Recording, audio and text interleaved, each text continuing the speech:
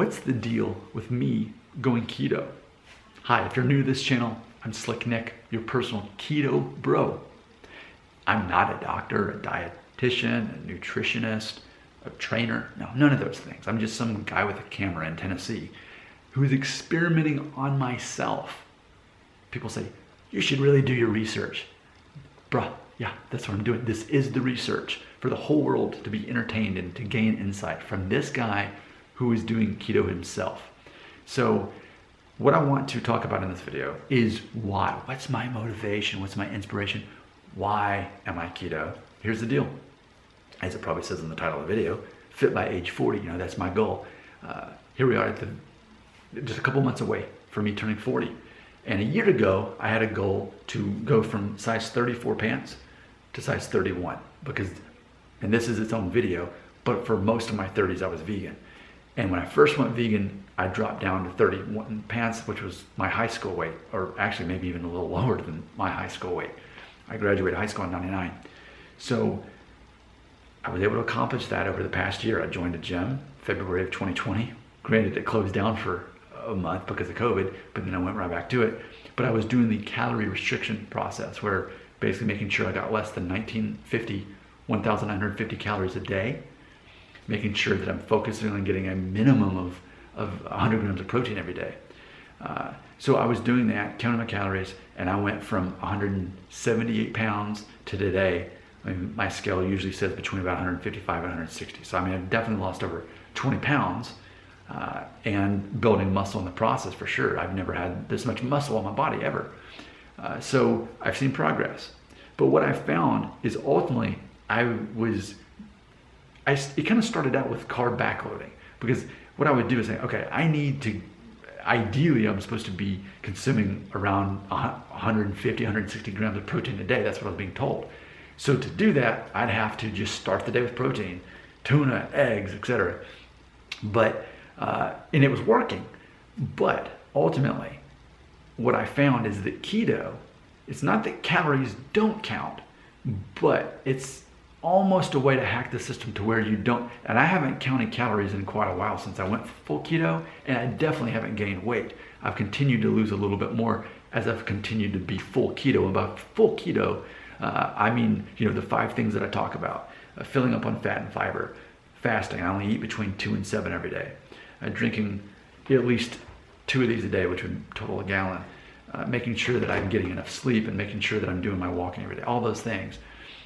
And so it's still continuing. It just seems to be a more efficient way to give my body what it needs. So what I'm wanting, whereas 2020 was a year of, okay, I reached my original goal of getting down to size 31 pants. Now my goal, now that I feel like my dad bod situation is going away, I want to get down to 17% body fat. That's my goal.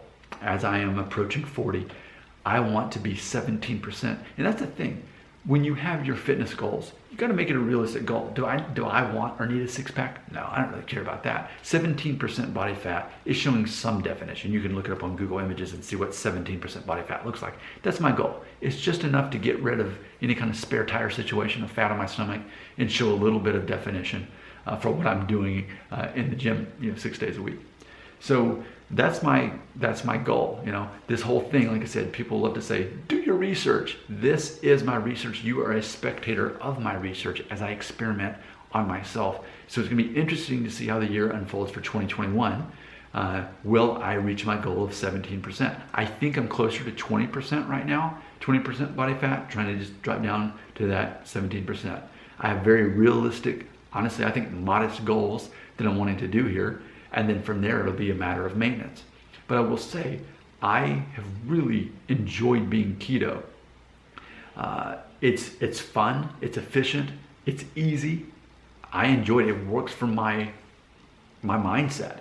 It's not a struggle for me not to eat. I mean, man, it's after 1 o'clock, and I plan to break my fast at 2, but I'm not even really thinking about food now. I'm only gonna eat mainly because I know that I want to make sure that I get in my nutrition for the day. Because if your calories, well, calories are not a big deal, but maybe that's a poor choice of words when you're part of keto culture. But ultimately, if I don't consume enough nutrients and nutrition, then my body may lower its its metabolism basically to where I can't lose fat. So I'm trying to consume just enough nutrition. I want it to be sufficient during a certain window of the day. Only for me, it's a 5-hour window. It's just how it works for me. I typically eat between a meal at 2 o'clock and another at 5:30, and I'm done by 7. And so I guess you could say, what is that?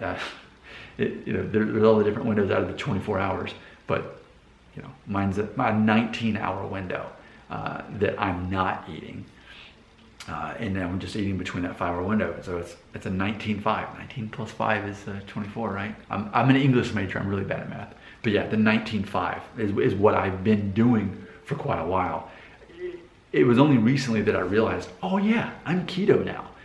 Because like I said, I was focusing on front loading the day with my protein and putting my carbs at the end of the day because I knew that caused an insulin spike. But once I realized I could be full keto if I simply just do less than 50 a day, 50 grams of fiber. And I thought, well, as long as I can still digest food and everything's good there. But yeah, my fiber or my carbs for the day, pretty much all it comes down to is it's a half a sweet potato and a handful, maybe like a quarter of a cup of frozen blueberries that I put in my Greek yogurt. You can actually see it right here.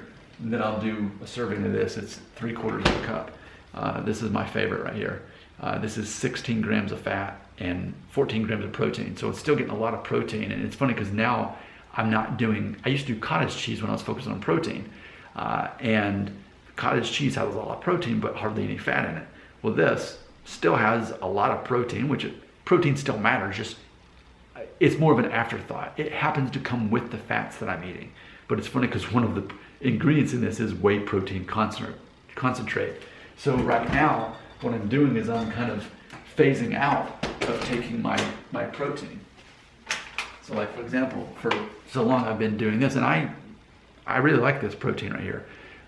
This is 25 grams of protein.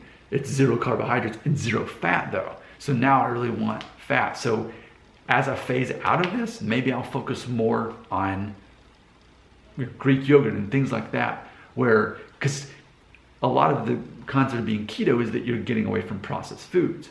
So this is processed even though it's just simply whey protein. But I'm looking to find more whole foods so that my body has to work harder to digest those whole foods to get the fat and protein that it needs instead of eating a bunch of processed stuff, which ultimately was one of the downfalls of me being a vegan. It got too easy to eat a bunch of processed food with a bunch of chemicals that weren't necessarily good for my body to digest. So I better make that video, how I used to be a vegan. I'll go ahead and make that, I guess, right after I film this one. Your comments belong right here.